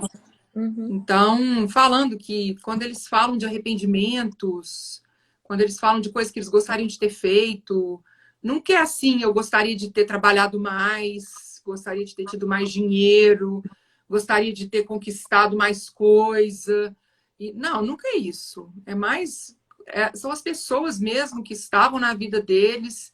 Então, é sempre assim: eu devia ter passado mais tempo com meus filhos, eu deveria ter usado meu tempo mais vezes para poder fazer coisas que eu gosto, para poder estar mais tempo na natureza, ter lido, às vezes lido mais alguns livros que eu gostaria de ter lido, mas fiquei preso, às vezes nessa roda das experiências, né, daquilo que está acontecendo, circunstância na vida, e isso ganhou um peso tão grande que quando chega lá no final não faz a menor diferença, né? Então, essa é uma ótima reflexão para a gente fazer mesmo. Principalmente quando se trata de relacionamentos mesmo, né? Que é ali o tempo todo, a família o tempo todo se relacionando e qual que é a importância que isso tem para nós, como que a gente se dedica tempo para isso, como que a gente se conecta com a alegria de viver mesmo, né? Então, É isso aí, você falou uma coisa que é fato, né? Quando as pessoas estão morrendo, é. elas não estão Nossa, preocupadas com a eu tenho tanto no banco. Traz aí o registro da minha conta bancária aí para eu ver se eu ainda tenho tanto no banco, se ainda tem o dinheiro lá dentro, se ainda tem. Quanto que minhas ações renderam hoje? Ninguém se preocupa com isso, ninguém mais está conectado a isso. É muito mais a questão do tempo bem aproveitado, né? Da energia mesmo, da vida, que foi bem utilizada. Então, isso no livro, eu fiz uma leitura no YouTube do livro Poder do Agora, ele fala isso também no livro. A gente tem que aprender a viver como se a gente estivesse realmente para morrer mesmo, no momento, como se a gente estivesse morrendo o tempo todo. Que esse é o processo mesmo, né? Uma vez que a gente está na vida, a gente está na vida caminhando para isso. E a gente fica se recusando a olhar, como você disse. Então, esse é um ponto muito importante. Todos os dias a gente está mais perto da morte, né? Desde É, que a gente nasce, exatamente. a gente está mais perto da morte um dia por vez, E mas a gente está mais perto da morte. E é engraçado porque a gente, racionalmente, a gente sabe. Em algum lugar da nossa razão a gente sabe, mas é só na razão, a gente não conecta, né? E para mim foi um grande aprendizado conectar isso com, né, com a passagem da Zara e eu, assim, aprendi muito com essa passagem e hoje eu tenho o coração em paz, né? Assim, não tem uma coisa que eu falo assim, nossa, faltou isso, faltou aquilo. Não. Tem uma coisa, né, que eu queria estar com ela na hora da passagem dela, mas isso não estava sobre o meu controle. Não foi assim, não foi, eu aceito, né? Não era para ser. Ou então, assim, eu penso, eu não tinha evolução suficiente para desprender dela naquele momento de verdade, eu ia ficar muito mal, assim. Então, foi como a vida entendeu que era para ser. Isso não estava no meu controle, mas o que estava no meu controle eu procurei viver verdadeiramente o ensinamento que eu aprendi com Cláudio Naranjo, sabe? Todos os dias eu olhava e falava, hoje ela tá aqui. E às vezes eu esquecia e eu chorava, eu ficava pensando na morte dela. E ela vinha com a bolinha na boca, sabe? Coisa mais linda do mundo e falava como se dissesse, olha, hoje eu tô aqui. Hoje, né? Vamos brincar? Porque hoje eu tô aqui. Quando eu não estiver mais aqui, você chora, mas hoje eu tô aqui na sua frente. Então, isso. assim, foi muito muito bonito, assim, foi de uma beleza, assim, esse processo, sabe? Eu olho para trás e vejo quanta beleza existiu ali. E claro, e dor também, né, gente? Porque a gente tem um pensamento infantil, isso é um outro pensamento infantil do adulto, que a vida tem que ser colorida, né? Isso é um pensamento da infância, que a criança quer tudo que ela quer, todos os brinquedos, o brinquedo dela, e do amigo, não quer que o amigo pega. Isso é um pensamento infantil. Mas na vida, a vida é como é. Então a gente ficar querendo que a vida fosse como, sei lá, como a gente gostaria que ela fosse, isso não resolve. Isso, na vida, a vida é cheia de altos e baixos. E a beleza da vida está em saber atravessar os altos e os baixos da vida, né? As montanhas e os vales aí da vida com consciência, com consciência, não é sem dor. Às vezes tem dor, como eu estou contando, meu processo tinha muita dor, mas também tinha tanto amor e foi tão bonito eu realizar esse aprendizado, sabe, de colocar em vida o desfrute da presença, que é isso que é a vida. Isso é viver, né? Viver é você saber que tem dia que tá sol, tem dia que tá chovendo, tem dia que tá nublado. E você sai para trabalhar assim mesmo todos os dias, né? Porque tá nublado, você fala, ah, não vou não, porque hoje tá nublado, tá chovendo. Não, você tem compromisso, você vai. Então, assim também é com a nossa vida, com as questões emocionais. Não tá como eu gostaria que estivesse, mas vamos responsabilizar também um pouquinho. Eu tô construindo o caminho que eu.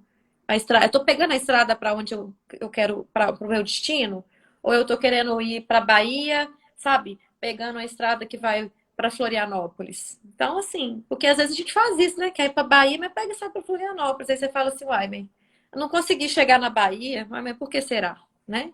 Mas não, não é nunca a nossa culpa, né? Quando a gente está em contato com a criança ferida, fala não. Ah, porque eu peguei o. Me falaram que eu tinha que pegar o avião para anunciar. Eu peguei ou o ônibus ou a estrada e eu vim parar aqui porque me falaram.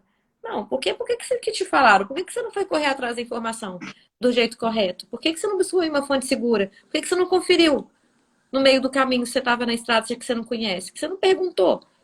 Então tem uma parte sempre que cabe a, a, a nossa responsabilidade de adulto, né? Enquanto adulto, a gente tem essa consciência, mas enquanto criança, não. E quando a gente está num adulto infantilizado, a gente também não quer ter consciência.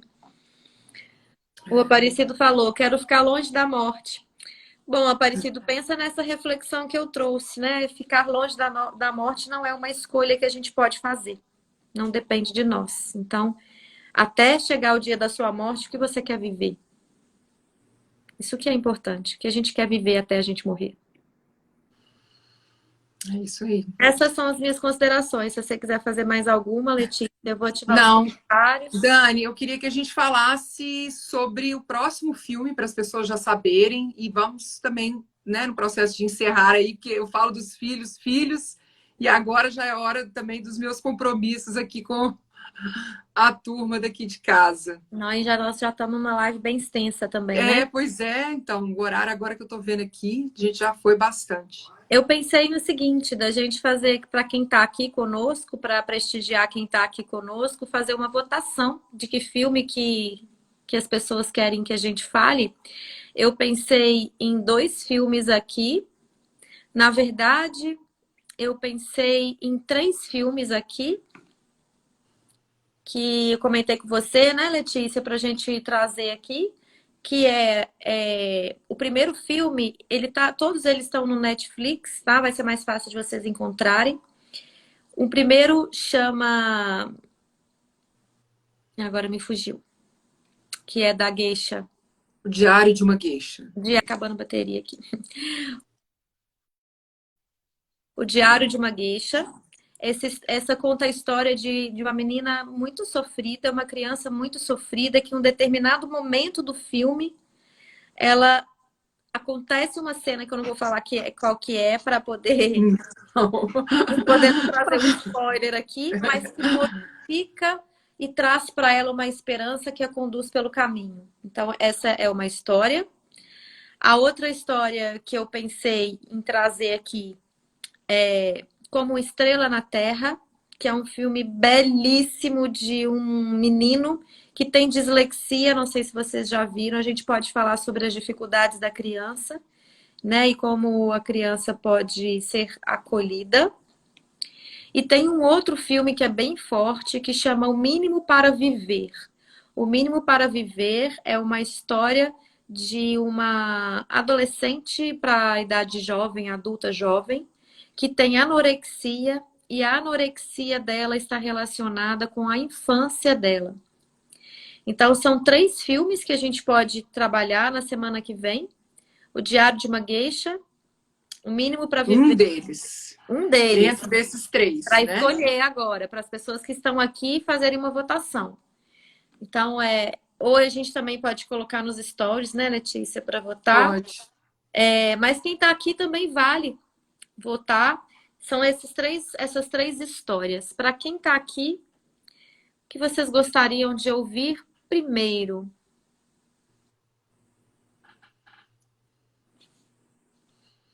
Então, a Geisha, como é que é? O outro Como Estrela na Terra. Uma Estrela na Terra, o Que é a Diário de história uma de uma Geisha. criança com... O terceiro é da anorexia, né? Tá, a terceira da Ao anorexia. Mínimo para Viver, apareceu já 2 vezes. Ok, Mínimo para Viver 2 vezes. 3 vezes já. Arlete, Mínimo para Viver também. Então, eu acho que vamos esperar só mais uns minutinhos aqui para ver se tem mais alguém votando. Por enquanto é unânime, né? O Mínimo para Viver. Sim. Ó, mais um voto para o Mínimo para Viver. Mais um. Mínimo para Viver. Anorexia, que é o Mínimo para Viver.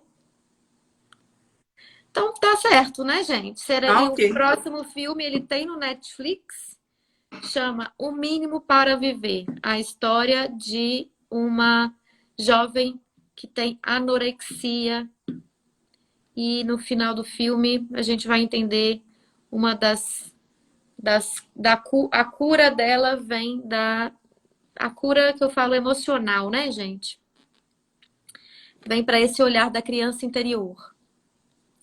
Então, nos vemos na terça que vem. Assistam o filme, gente, para que vocês possam trazer também o ponto de vista de vocês, compartilhar mais conosco aqui na live.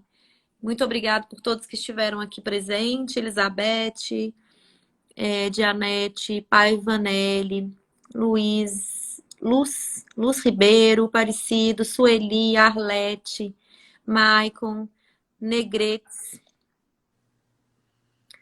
Nancy Campos. Olha, são tantas pessoas. Cal Lima, Lucimar. Eu vou agradecer geral, gente. Muito obrigada pela presença de vocês. Aparecido, obrigada pelas suas reflexões aqui que contribuíram com a nossa live, né?